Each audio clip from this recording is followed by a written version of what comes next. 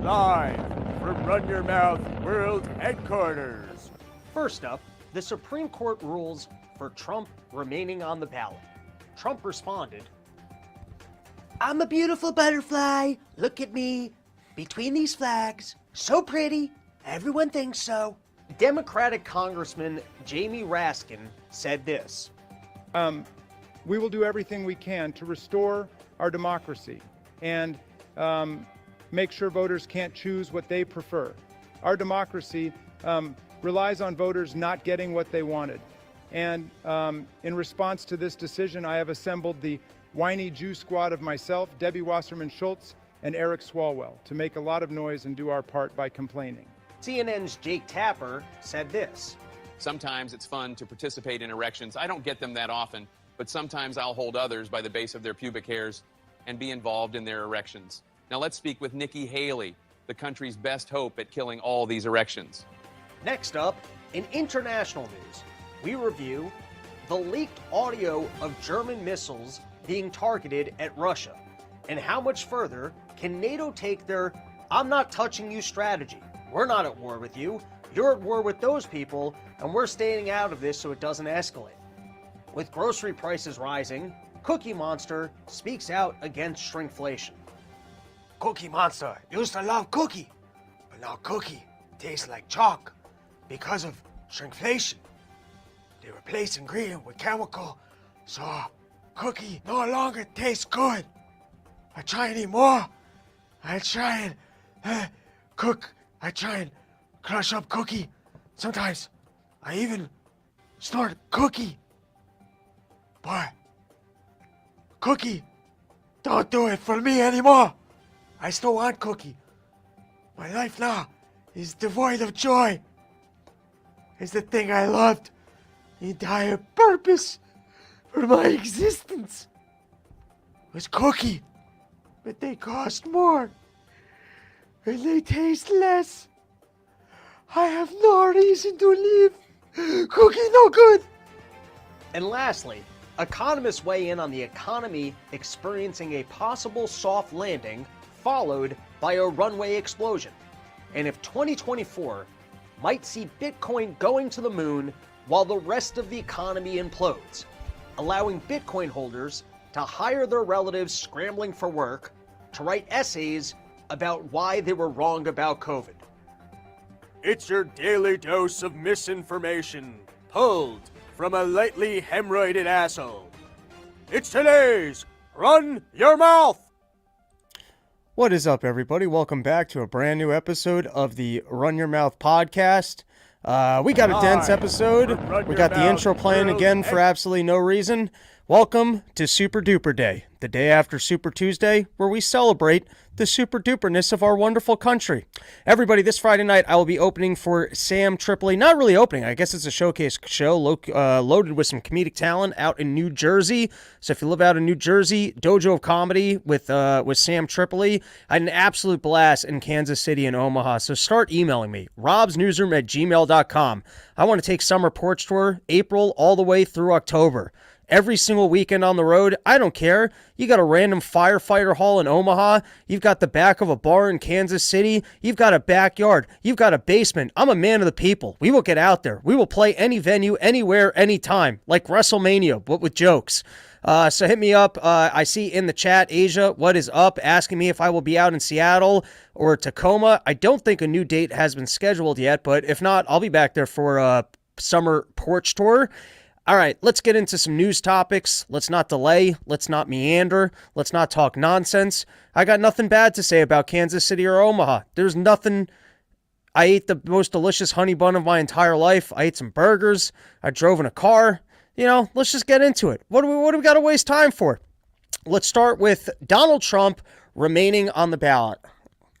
If you guys did not catch that Supreme Court case, all 9 judges were like, what the fuck? Why do we even have to deal with this shit?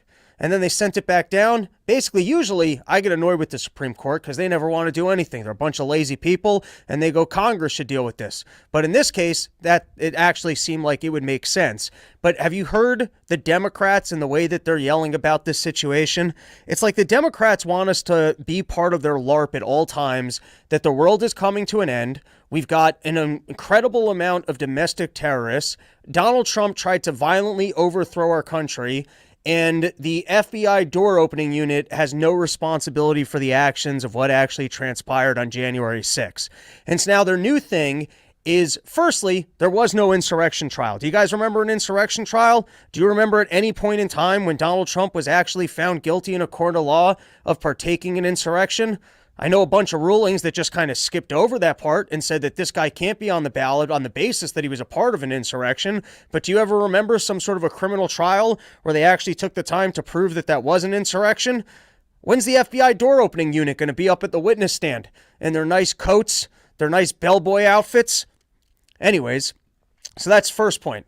The second one is that if it had actually have been a violent insurrection, because the new thing I'm hearing from all these talking heads, from the CNNs, from the legal experts, is how can it be that the Supreme Court will just allow violent insurrectionists to continue to run for office, and now our states have no power to interrupt that process? Well, because maybe if we actually lived in a world where there was a violent insurrection, then everyone in Congress would go, yeah, that guy can't run for president anymore. Maybe if there actually was a guy up there with a stupid little Hitler stash yelling, let's kill the Jews, and the guy actually was Hitler, Congress would actually go, hey, I don't think that guy can run. If there actually was a violent insurrection of Donald Trump running into, like, what was the plan of the violent insurrection when the people took over the Capitol building?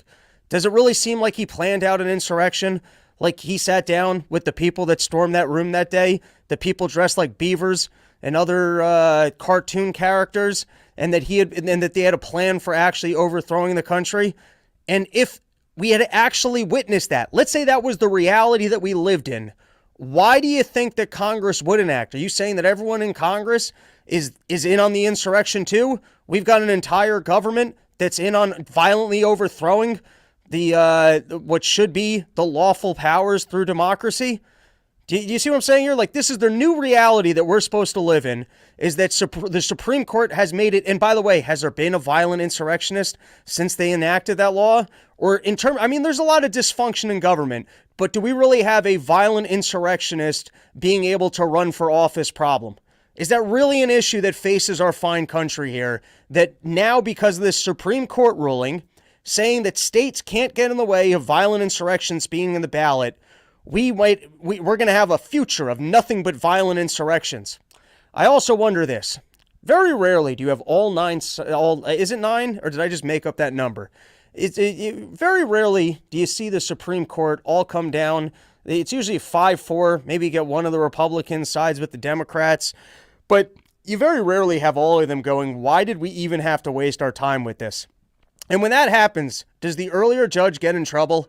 If the earlier judge got the law that wrong, do they review his record and see what other cases he massively messed up? Do they look into that? Does the guy get in trouble? Do they bring him in and put that guy on trial and go, hey, were you working an agenda here because you couldn't have gotten the law more wrong?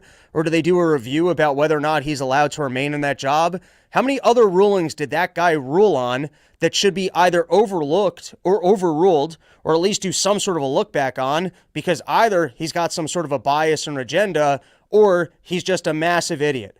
I mean, how many times in our country's history has something gotten to the Supreme Court and the earlier courts were overruled 9-0 on the basis that the decision that they had made had absolutely no basis in law? Next thing I wanted to discuss is I placed a bet on Boring a couple weeks ago. You guys can go back and you can watch that episode. And I've been forecasting that it seems to me like Donald Trump cut himself some sort of a deal. or that the deep state is giving up. They just realized that the man is so popular.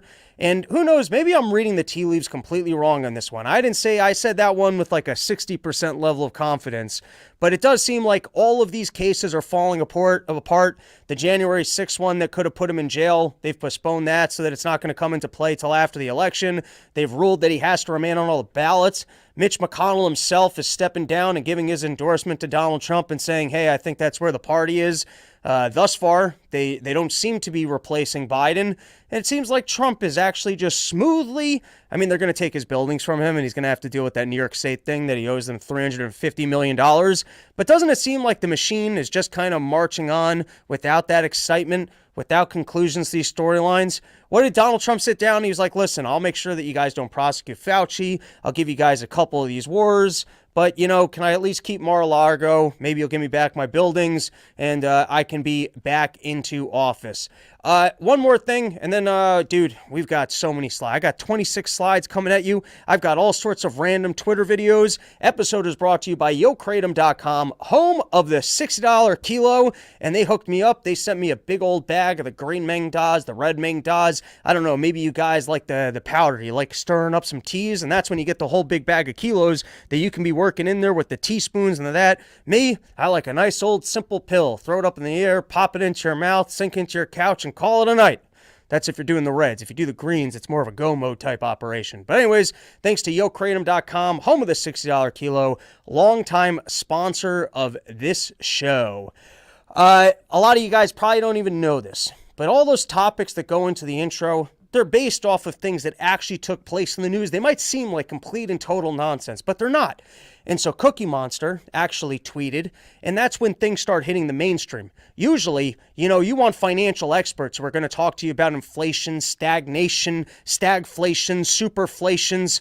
On Super Duper Day, you want to get Jerome Powell out there letting you know, are we going to increase the interest rates? Are we lowering the interest rates? Has the central bank been secretly buying Bitcoin? Is that what the $2 billion whale is last week? Are all the institutional investors going to be bidding against the Federal Reserve as we move over to a base layer of Bitcoin? Or is Bitcoin trading with the stock market going to crash out and go sell all your coins right now and buy yourself a boat and get into the ocean before the boogaloo happens? Who knows? You would hope that the financial experts, your Jerome Powells, your Janet Yellens would be the people that could actually address these issues and educate the nation. But sometimes you got to go back to the roots, the basics, and you get characters as simple as Cookie Monster tweeting about, hey, my cookies, they're too expensive. And then all of a sudden, that's when it starts hitting all the daily morning shows. We're like, oh my God, if Cookie Monster is already going to be addressing the fact that we've got shrinkflation, then we're going to have to address this shrinkflation. And then all the pundits start talking about shrinkflation. And then it gets all the way to the press secretary who has to address the shrinkflation. Now, I would just like to say off the bat, it would seem to me like shrinkflation would probably help the Joe Bidens, because if you're looking to pretend like there isn't a lot of inflation, to then whatever extent you can get companies not charging more money for their products, but just selling shittier products, that seems to me like that would be harder to track. Do they track how quickly your appliances end up in a landfill? What the life cycle of the things that you're purchasing are? Or do we mostly just track prices? Are they tracking the Oreo price index, that not only are your Oreos more expensive, but they put more chemicals into it? Do they track the quality of these items? Or does shrinkflation actually help the Bidens of the world as they try and pretend like everything cost what it always cost and you should be happy because the economy is the best that it's ever been, and actually you haven't thanked us enough for everything that we're doing? And if you're seeing increases in prices, it's because of those dirty, rotten companies. They're just taking advantage of the fact that you all have more money. The fact that everyone has more money and they're all bidding up the prices of goods, if the corporations weren't greedy, they wouldn't charge you more just because everyone wants their thing more. That's not the way the economy should work. And even if these corporations have to pay more in order to get you the goods and services because everything's costing more, and so their employees want more money, all their suppliers want more money, but if the profits are going up because just all numbers are going up, that's a greedy corporation if they're going to spend more money with you. You guys have to follow Bidenomics, which is essentially the way they do it. Or they want to project onto us the reality of how economics works. With all that being said, I would think that shrinkflation would help the current regime as they try and pretend like prices aren't going up. But here's the way that they responded. She goes, listen, that shrinkflation, that's exactly what we've been talking about. Which brings me to a long-running theory on politics, is that it's all just a game of who farted. That's the way it works. You know, like it's the he who denied it supplied it, he who dealt it spread it. That's exactly how it is. If you fart, you got to be the first one to go, hey, does that kind of smell? And then someone's like, well, did you fart? I was like, why? I didn't fart. You think if I farted, I would have said that it smells in here? I'd be trying to walk the other way and pretend like there's no farts in this room. Or I'd be going, how dare you have farted and pretended like I smelt it when you smelt it. What are you thinking? Because I farted, I could have smelt it first? And that's exactly the way they do it, is they stand up there and they go, we're just as concerned with this shrinkflation as you are. That's why we've been talking about it. It's like they sit in a little office, they go, hey, the people are getting noisy about shrinkflation. Like, you better hit the news and go blame the other people for the shrinkflation that you caused so that we can get ahead of it and pretend like it was somebody else's fault. All right, let's take a couple comments and then we'll get into more of our slides. Everyone can look at my banner over here. Shogun saying, clipping that. Clip away. Spread the post. I response it. Why is Cookie Monster Asian? That's a great point. I was trying to work on the voice and it was just coming out Asian and I decided to move on with my life because I thought it was still funny. Lunacy_Bass. Asian Cookie Monster is the best Cookie Monster. I agree. He can read fortune cookies, let you know what's going on. Show Sogino letting us know that there's an erection of inflation. All right, what do we got up next? I just did a joke while I was in Omaha in Kansas City. I was getting excited for the fact that Nikki Haley wasn't going to drop out of the race, and I started to sit down and write my Nikki Haley jokes, and I might drop that clip, and because now it's over. That's what happens when you try and work on topical jokes. You do it twice, you're like, oh, I think I have something here, I can play around with that, and then the news changes, and you're like, fuck, why do you have to change the news? Can't you keep doing what you were doing until I can get this joke finished? Just stay in the race for like one more month. I'll have this joke done, and then you can disappear. Or you know what? Even just make it all the way into office, because I don't care if you fight more wars as long as I can get my joke out into the world once it works. Anyways, I was wondering, who are these 10% of Republicans that are actually voting for Nikki Haley? And be on the lookout for the shorts. I'll drop that joke later. But it turns out that the people who were supporting Nikki Haley seems like they were probably Democrats. That's what it's seeming like. This was a poll reported by Zero Hedge. The article was called, "As Haley Ends Republican Race, Survey Finds 92% of her voters Approve of Biden's Performance." So you'd be like, oh, this must be the dumbest of all Republicans. But under further investigation of the article, this was from the... who did this poll? I forget. It's from the Federalist's Sean Davis. It appears that you had some hardcore Democrats decided to register as Republicans. That way they could do their part to try and make sure that Donald Trump didn't get the nomination. By the way, it's a clever play. It's something that I've heard people talk about for a long time, that if you really want to increase really your zero impact in our politics in any capacity. I mean, if you do what I do, which is you yell about topics that no one else was aware about to a large amount of people who can also sit at home and be angry and enact zero change, but at least save themselves from getting vaccinated and maybe be aware of the things that are going on in the economy so that they can make their preparations and cash their Bitcoin in for boats so that they can get into the ocean before things go to shit, you can have an impact. But honestly, most of us out here, do we think you're going in and you're pulling on a lever and that thing's making a difference in any single sort of way? I mean, maybe it does. I'm the one out here yelling that politics matters, and now I'm trying to sell you on the idea that your vote is worthless anyways. But people have tried to say that if you are going to take part in this whole shenanigans of voting, if you register for the other party and then you try and dictate an opponent that you think will definitely lose to your person, which they messed up on Donald Trump with. Remember that? When Hillary Clinton said, hey, let's push Donald Trump because I can definitely beat Donald Trump, and then that backfired. All the news stations reporting on Donald Trump all the time, and people are like, hey, this lunatic's kind of fun. But anyways, it seems like the little bit of support that Nikki Haley had wasn't even Republicans. It was Democrats who were trying to rig the process, step in, ruin the Republicans, and try and nominate her. Next article, this was from the Week magazine. Apparently, the Fed caps credit card late fees at $8. And I want to know, is that going to ruin my lounge access? Because if we got to file, I don't care about fees on poor people anymore. If you can't pay your credit card bill on time, but I can have myself one more free whiskey in the Chase Sapphire Lounge, well, then I am all for you having to pay a late fee. Guys, I just got my lounge access. I can't have the Biden administration ruining the one free thing. And you don't even get the free drinks that often. You find out, oh, this airport doesn't have a lounge. It's not connected to that thing. You got to fly JetBlue if you're going to fly on the lounge. Oh, you had to buy the premium ticket, which is the same price. And then it's really just a game of trying to make you an alcoholic, where you have to do the math of how much did I actually pay in order to get this lounge access, and then can I drink more than what that was in order to stay ahead.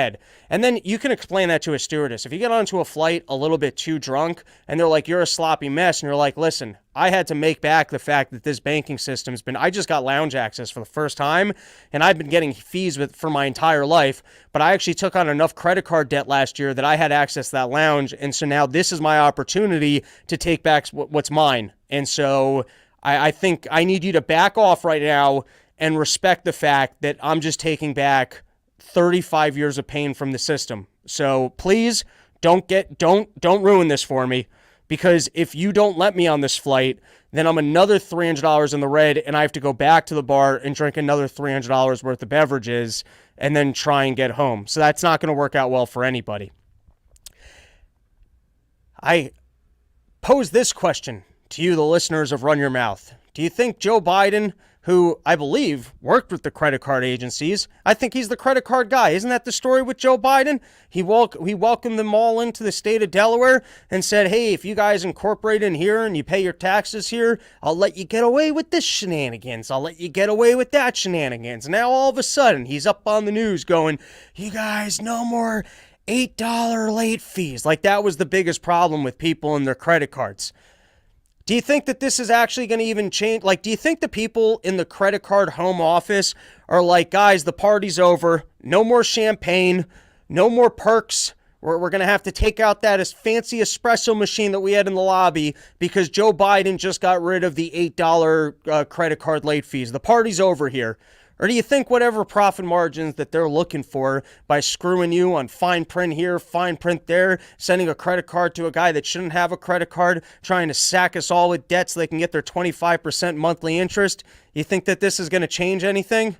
My guess is it's going to be like Obamacare with insurance. Oh, we're going to make sure that the profits come down and then they make more money than ever. Here we got Joe Biden making his preparations for the State of the Union. And look at that print. That's like the way I used to hand in essays as a kid. Oh, I messed up the font so I could write 3 sentences and fill an entire notebook. I guess that gets telepromptered and just beforehand to make him feel good. He gets to flip through it and pretend like he can read. But, I mean, I think, how many naps do you think he needs to take just with the workout of flipping those pages? I mean, that's, what is that, a word a page? Extra big old person print. Is that a font in Microsoft Word? Super bold extreme Biden. That's actually a fun font, just called the Biden, where it automatically spaces things like that, and it simplifies everything. Here's a fun idea for the State of the Union.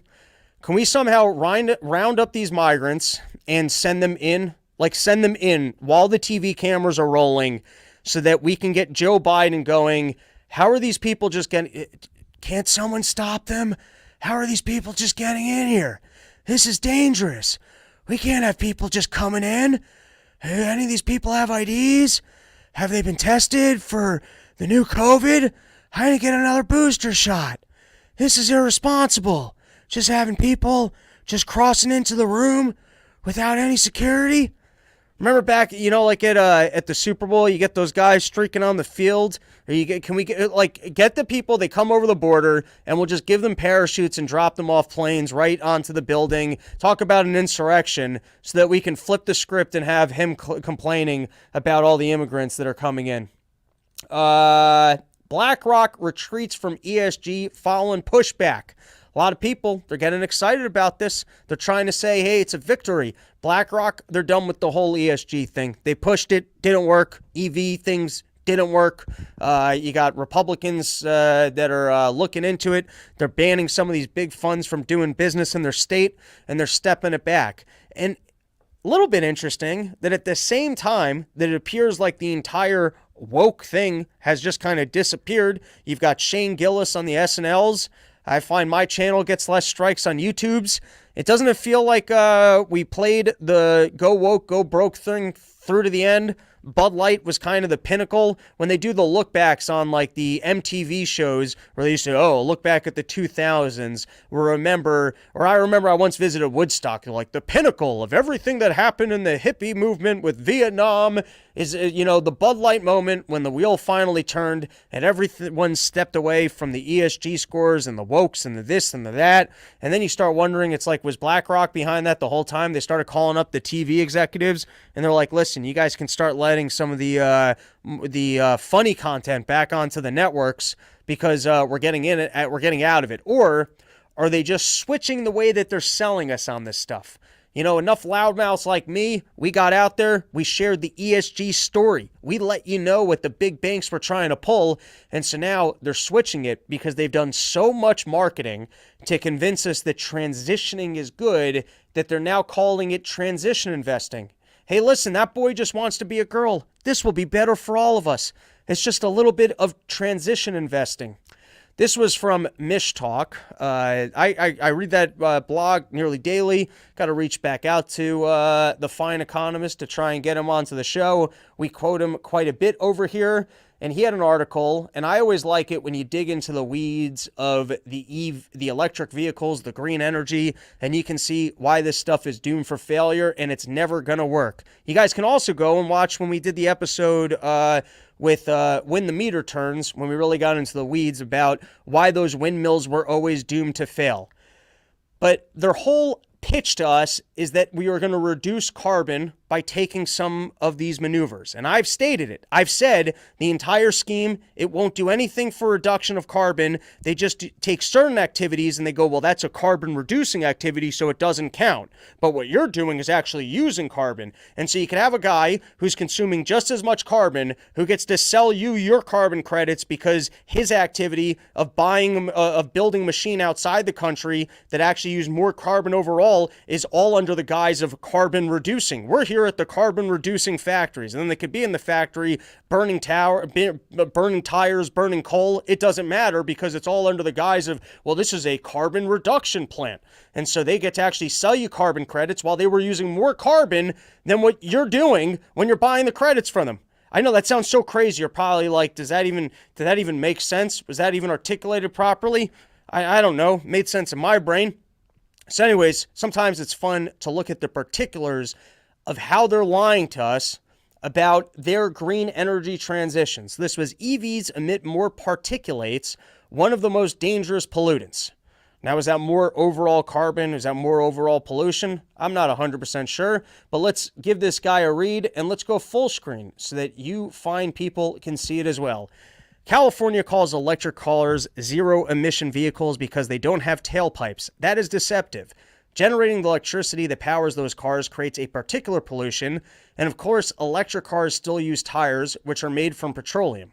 Electric cars weigh far more than gasoline-powered ones, so their tires degrade faster, as electric car buyers are learning. The same analytics firm cited earlier compared two cars, a plug-in electric and a hybrid. The electric car weighed about 1/3 more than the hybrid and emitted roughly 1/4 more particulate matter because of tire wear. Total direct emissions went up, not down, when the electric car was driven. But when California's air agency analyzed the effect of its ban, it used a model that assumes both kinds of cars have the same tire wear. When the public pointed out the error, the agency doubled down, claiming it would be speculative to assume that electric cars will continue to be heavier than gasoline cars. The agency mused that in the future, automakers could probably offset the weight of heavy batteries with unspecified weight reduction in other components or the vehicle body. What's speculative is assuming that electric cars will soon weigh the same as gasoline cars they replace. Electric cars are 15 to 30% heavier because batteries store far less energy per pound than liquid fuels, while weight differences between electric and gasoline cars have remained roughly constant over the past decade. The only reasonable prediction of trends is for electric cars to get heavier as manufacturers increase battery size to boost range.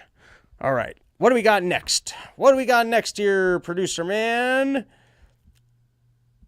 On the same topic of green energy reduction, there was a poll. This was reported by the Daily Mail.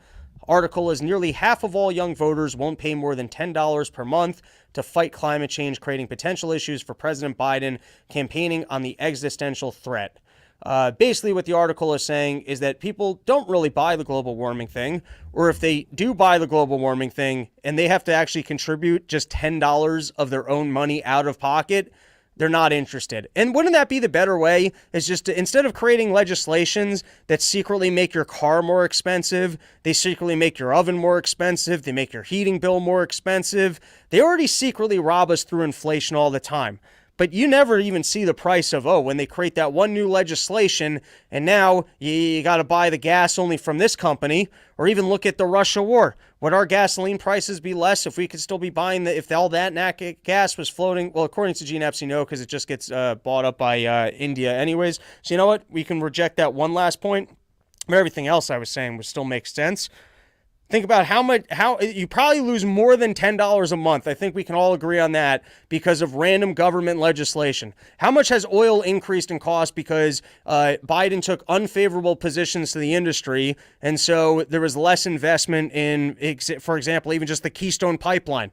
And seems to me, I guess with all of your, hey, global warming, it's coming to get all of us, we're all going to be dead in 3 months. Well, apparently not enough people are buying the story, because if you ask them to contribute just $10 a month in order to make sure that the world doesn't die from overheating, they don't care. That's the price at which they check out.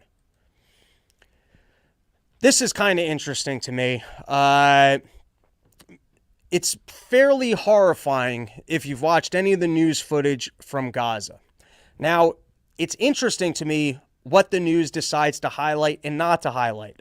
The couple images that I saw of kids in Yemen was also quite horrifying, but I wasn't bombarded with it. Or, for example, I think we all thought that there was an outside risk of COVID. Do you remember at the beginning of COVID, the constant footage of hospitals being overrun, the boat pulling into New York City? Those first 2 weeks of COVID were a good panicky time, where we all felt like it was acceptable to go back to our parents' house, stay indoors, and become an alcoholic. That was a fun time for a couple weeks of panicking. I'm always a little bit interested on why the government is actually highlighting any particular news item and why they're showing me the images that they are. Now, we've been given fairly, I wouldn't call it neutral coverage of Israel. I think we've said from basically the beginning that it seems like they are targeting civilians, and obviously what happened to Israel, unacceptable. Everything Israel has done in response, unacceptable as well. Jews on both sides, wrong on both sides. The wheel, however, does seem to be turning in terms of the actual coverage in this country, in terms of not really even trying to hide the fact that Israel is causing a disaster in Gaza, and particularly the imagery and the storyline of people short on food is pretty horrifying. The other thing that's just interesting to me long term in terms of, I guess, Israel continuing to get American support is just the fact that not only is more of the polling switching, where more people are saying that Israel is in the wrong in the actions that they're currently taking in Gaza, but I wonder if you looked at the polling for younger and younger generations and what kind of an impact this might have for the next 40 or 50 years.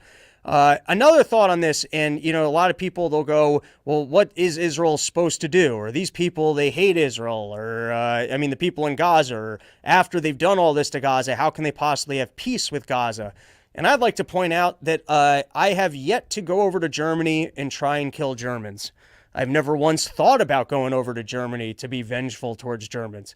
I've sat down with people who survived horrible things in the Holocaust. I've never listened to their story and went, I got to get over in there and I got to do something.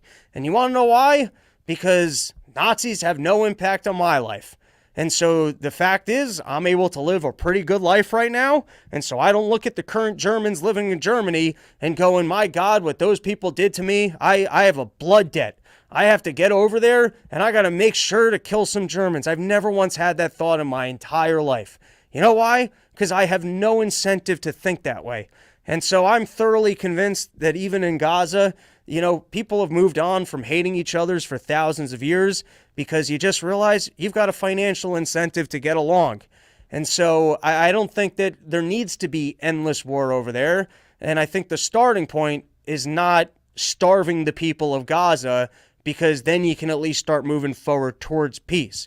If currently the only thing that those people can do is live in an area and die because that is what you're imposing on them, then yeah, you're not leaving them with too many choices other than to hate you and try and have vengeance. But, you start rebuilding, you start actually giving people some opportunity to live a normal life, and I think at the end of the day, that's all people really want.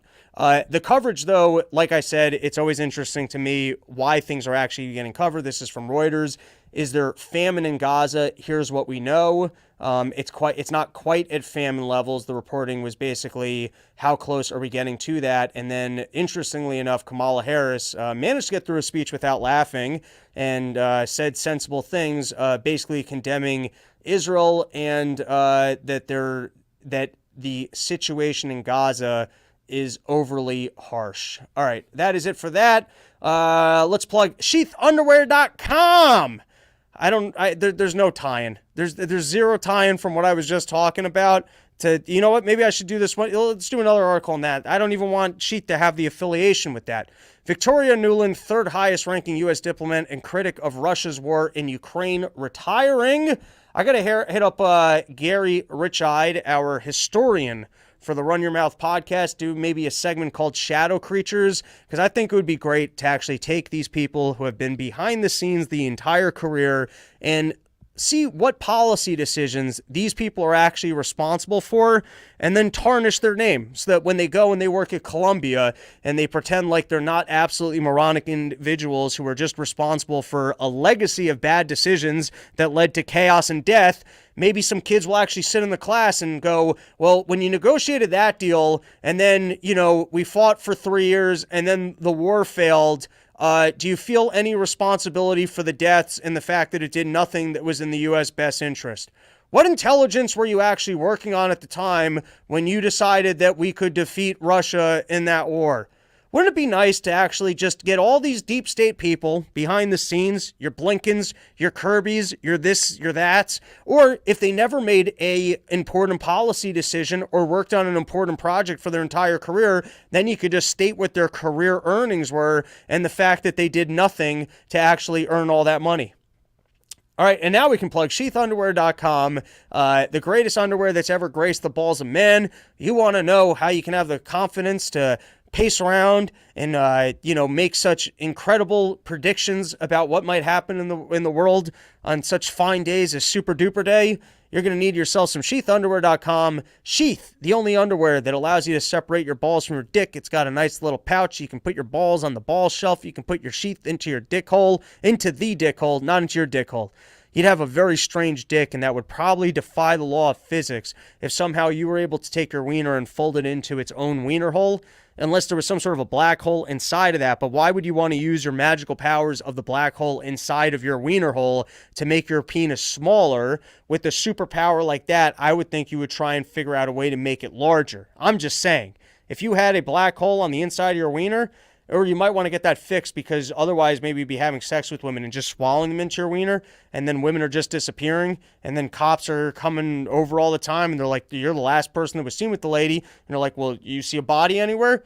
You find that body, you can take me into court, but until you can find that body, you got no proof of the fact that lady didn't leave out the back door. I don't know what I'm talking about anymore. Sheathunderwear.com. Use promo code RYM. 20% off the greatest underwear that's ever graced the balls of man. I will stand by the fact I'm a full-time sheather. You will never find more comfortable underwear anywhere.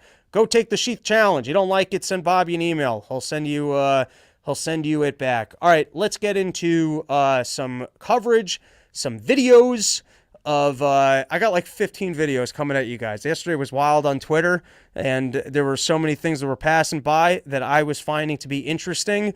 First one that we were going to take a look at is the way that news coverage works these days, where it's all like Lloyd being in a car, Dumb and Dumber, you can't triple stamp a double stamp. Lloyd, you can't triple stamp a double stamp, where it's you're not allowed to say things, you're not allowed to hear things, and so if people are saying things you're not allowed to hear, even if it's Donald Trump and it's relevant, you got to cut off the airwaves. You're having an argument with someone, you don't like what they're saying, you got to overtalk them. So even though I said bet on boring, and it seems like the whole system is it's kind of just coming to accept the fact that Donald Trump is marching towards victory, we still do have overtalking and other censorship in the media. Let's give it a watch.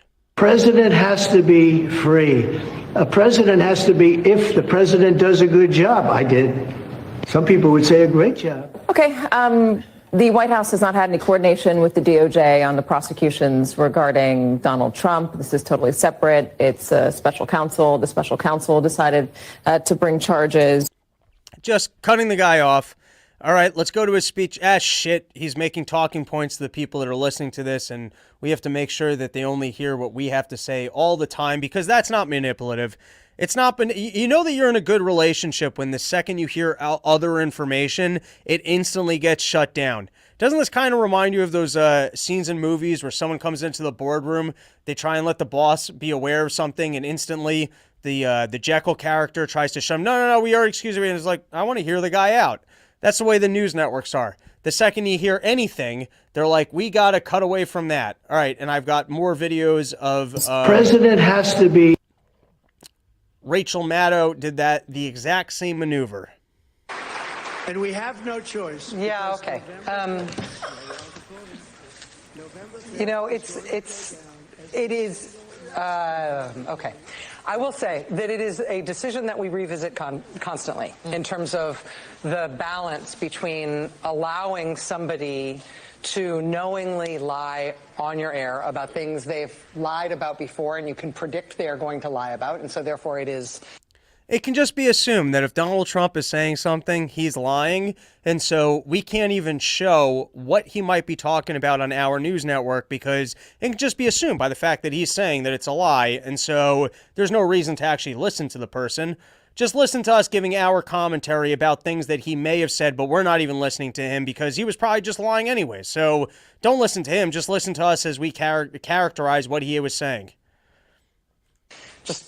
It's irresponsible to allow them to do that. It's a balance between knowing that that's irresponsible to broadcast. And we have no choice. And then I believe this was the same thing that I was describing of if someone's saying something that you don't like, just make sure to talk over them so that their opinion can't be heard. The whole move to try to come up with something by the administration and obviously bipartisan, that didn't come until it became clear it was going to be a major campaign issue. And only then did the Biden administration get interested in it. And every time I hear those talking... Hold on, let's be clear here, though. Let me finish first. But every time we hear those talking points that suddenly it was Republicans who ruined the border, that's why people get so frustrated. We know what President Biden said about inviting people in. We know that he got rid of all the things that were keeping the border closed that President Trump had put in. We know that he got rid of all those. So when you say it's not his fault, that's literally not true. It's literally not true that he got rid of the veterans. It's true he got rid of family separation. Did you see 7.2 million people come in during the Trump administration? It was a trickle. He got rid of the policy to tear children out of the arms of their parents. That's true. But it is not true. Some of the other things that have been suggested. Let's be clear. Bipartisan efforts of border reform have taken place in 2015, 2006. I mean, literally since the Reagan administration. Right? You can't triple stamp a double stamp. Lloyd. All right. What do we got next, producer man? The whole move to try to come up with something. This was a response from, remember Pat, the old SNL character? You probably haven't seen her for a while. So she's lost some weight. She's out working in Colorado. And here is the response, like I was saying at the beginning of the show. The Supreme Court has failed us because we all need to be in on this Democratic LARP of this reality where Donald Trump is a Russian asset. He came into power and then after 4 years refused to leave office and coordinated with the FBI door opening unit and all of these people who showed up and walked into the Capitol building and then did nothing from there. And we all need to live into the reality of that there's domestic terrorists, that Donald Trump is a racist dog whistler. We all need to live in this reality because that's the reality that they're projecting onto television.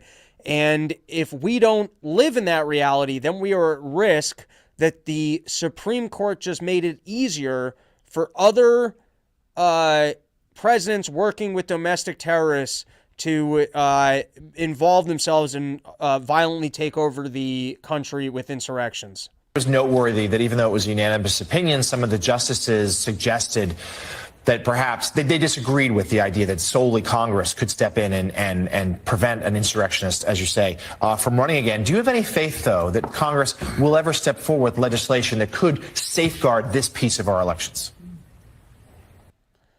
Because remember, everybody, we are at at threat that an insurrection or a violent insurrection could take place. And because the states don't have the power to do so, Congress wouldn't act. We're at risk, everybody. I think that's one of the big concerns from this decision. The majority of the Supreme Court decided Congress could act. But this Congress is almost non-functional, so the likelihood of that is very low. That means that if there is an oath-breaking insurrectionist running for any federal office, they basically have, just freedom to run without any consequence. There's freedom to run for any violent insurrectionist to run without consequence because Donald Trump is a violent insurrectionist. So if they're letting him off the hook, they'll just let anybody off the hook. What an incredible reality that we're all supposed to share with these people. We're supposed to, without a trial that actually proved that Donald Trump was involved in a violent insurrection, we all need to just agree that what took place on that day was a violent insurrection. And so, actually, you know what? It's even worse than she's saying. We're all now incentivized to go engage in violent insurrections because you can get press coverage. And if anything, that might help you then legitimately come into office because people realize, oh, that guy's got balls. He actually got a violent insurrection going. If you want to get into office, according to the Democrats, your best plan might be to go out there, engage in a violent insurrection. You get all the press from it. And then, of course, because Congress let Donald Trump off the hook, they're going to let you off the hook because Congress is pro-violent insurrectionists. Let's continue. The purpose of Section 3 of the 14th Amendment, at least in my view, is to safeguard the country from insurrectionists taking office and destroying democracy from within. So I think it's really concerning given that this Congress is so unlikely to take any type of real action on the matter. All right, and we've got more random Twitter videos coming at you. Next up, we've got Jamie Raskin. We played this in the intro, except that was, fictional. Thank God. Dude, AI audio. I'm going to be having more fun with that. But here's Raskin's actual comments. Now that you've read the Supreme Court decision, which effectively says that they don't agree with that argument, what's your response? Well, the court didn't exactly disagree with it. They just said that they're not the ones to figure it out. It's not going to be a matter for judicial resolution under Section 3 of the 14th Amendment, but it's up to Congress to enforce it. I disagree with that interpretation just because the other parts of the 14th Amendment are self-executing. Congressman, now that you've read I don't have the right timestamp on that. And then this was Nikki Haley, who finally dropped out of the race. I wish, after you stomached all that, couldn't you stick in a little bit longer for me to work on my joke? I don't even know what she says in this one. Let's give it a watch. Do you think Donald Trump would follow the Constitution if you were elected to a second term? I don't know. I don't know. I mean, you always want to think someone will, but... All right, this is why I like this video. It's we got two reasons why I like this video. First is playing into the idea that Donald Trump won't follow the Constitution on a second time around. Firstly, I mean, most presidents, they do these executive orders, they do their wars. Joe Biden did his thing where they couldn't throw you out of your building if you weren't paying rent. They all break the Constitution, but then you've got a machine where it goes to the Supreme Court and then they rule against you. And then you know what you do? You figure out a different way to give kids their college tuition for free. The Supreme Court says, hey, you don't have the authority to do so, so you figure out a different way to enact your plan. But there is, to some extent, checks and balances. So this is a fun one. After Donald Trump was in the office for 4 years and didn't overthrow the country violently or ignore the Constitution, they're putting it into our heads that if he comes back into office, we can't say that, well, we don't know what anyone would do. I mean, you might as well sit there and go, do you know that the president won't have orgies with kids? I don't know that the president wouldn't have orgies with kids. How would I know that if he was in the office, he wouldn't have orgies with kids? You can literally frame any question this way. How do you know that the president won't go out there and behead somebody on the first day on the front lawn? I couldn't possibly know that the president wouldn't behead someone on the front lawn.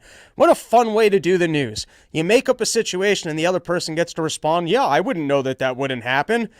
But I like that it seemed in the last-ditch effort to get Nikki Haley to, stay in the race the whole time, they're like, listen, you're going to need some hand motions. Donald Trump, he's up there, he's having a disco, and so she decided she was going to try out the rolling up a car window thing. You guys, we've all been there. When you get pulled over by a cop and you're driving a car so old, you have to actually roll down the window, and then the guy right away is like, all right, you're on drugs. You clearly don't have your shit together. How do you not have automatic windows? What is going wrong in your life? Have you ever had a cop just shame you right on the spot and go, really? Did you just roll down a window? Yeah, you're going to have to step out of this thing and do all of the tests because clearly you're on drugs if you still have a car with roller windows. But anyways, so this is her new thing, and she even changes hands. She's going this way. She's going that way.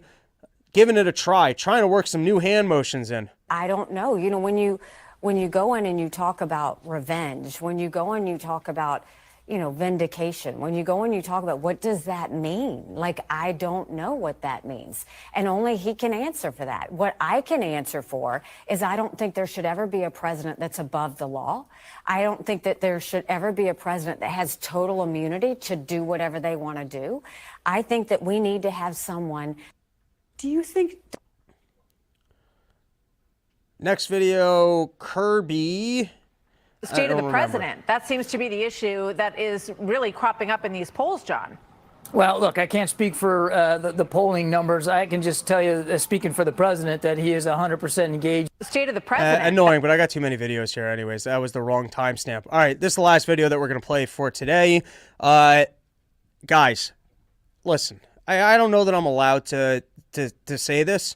So, take everything else as nonsense, humorous jokes, whatever other things you have to say so you don't have liability. I don't know that you're allowed to ask questions of representatives on the street and film them. But I do know that sometimes when people get really angry, it's fun to watch them get really angry. And so here you have liberals who are upset with AOC, I think, for not calling what's going on in Gaza. Maybe I forget the word they use, something along the lines of a Holocaust or a genocide, something like that. But they don't just harass her, and it's fun to see her getting harassed, and it's fun to see her getting angry. But what's really incredible about this video is that somehow they managed to catch her in a movie theater. And if you've never been to a New York City movie theater, which I have not been in over 20 years, but I remember this in Times Square. And what kind of an adult has time to go to movie theaters? Do you guys ever go to movie theaters? They're like dirty. Either there's too many previews. Maybe that's my own anxiety that I hate movie theaters now, but I don't think I've been to a movie theater since long before COVID. But anyways, if you ever were in New York City, they've got these escalators that probably go 10 flights. And this is like that scene in Austin Powers when when Austin Powers is in the bulldozer and then there's the security guard who's yelling, no! And he's like, get out of the way, and then shows you the side shot of how much space there is, and it just goes on for way too much time.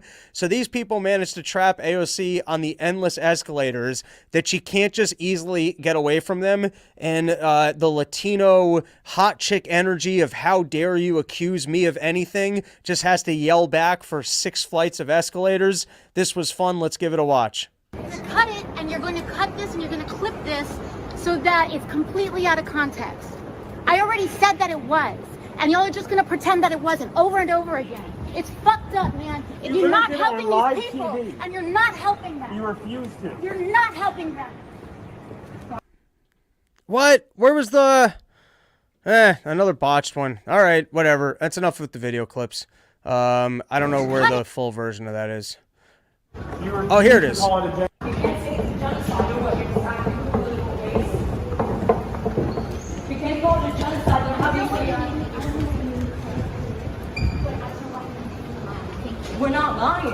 And of course, her oversized puppy dog boyfriend. Been calling it a genocide. Don't tell me I'm lying. Then just say it's a genocide. Just say it. Over 30,000 people are dead, AOC. You can't just say it for once. Just say the word. That's it. That's all we want you to say. Or you're not angry about people confronting the public when you can't call it genocide. Over 30,000 people have died. All right, we're going to call it here. We'll come back. We'll watch this on the next one. The selling by celebrities of pitching us drugs. Decades of underbuilding have left our state with building things in Portland. It's going to be the leftover show. What else? I got one more. Don't freeze up on me now.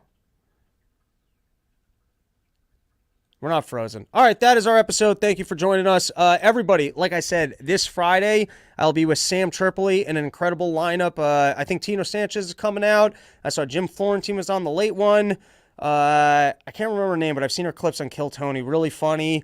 And there were a couple other comics on that show. It's a fun little room out in Jersey. So I got the link in the episode description. I recommend coming out from that. That is a killer lineup.